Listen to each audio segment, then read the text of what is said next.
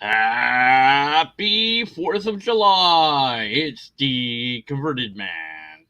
And I'm coming at you with a simple paradox regarding the Christian version of God.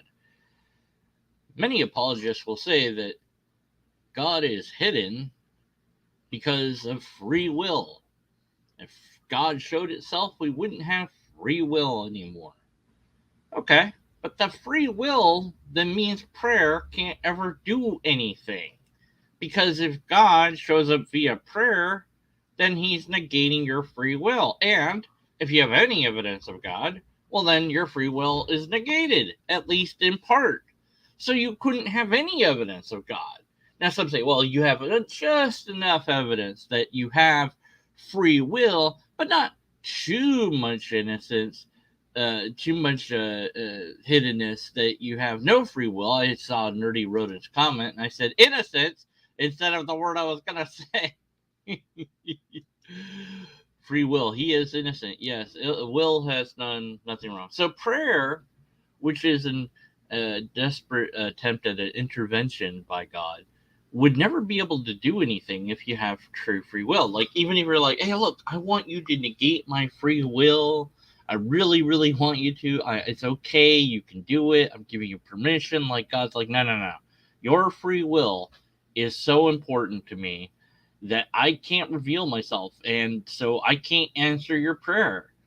And that would seem to go in line with the prayer studies that have been done. You know, all the prayer studies show that the results are what we would expect from chance. That people don't get better faster when prayed for versus not prayed for. And there's a couple of examples where if you tell them that they're being prayed for, they actually get worse and not better.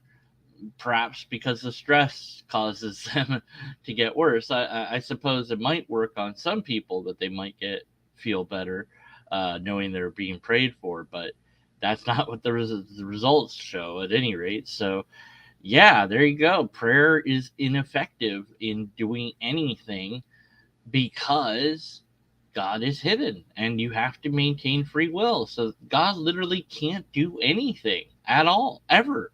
But then, doesn't that mean that Jesus would have negated free will? Yeah, by showing up on planet Earth, that means all the disciples lose their free will, and everybody that follows Jesus loses their free will. Everybody that sees Jesus do any miracle at all whatsoever, they no longer have free will. And that means everybody that interacted with God ever in the Bible has no free will.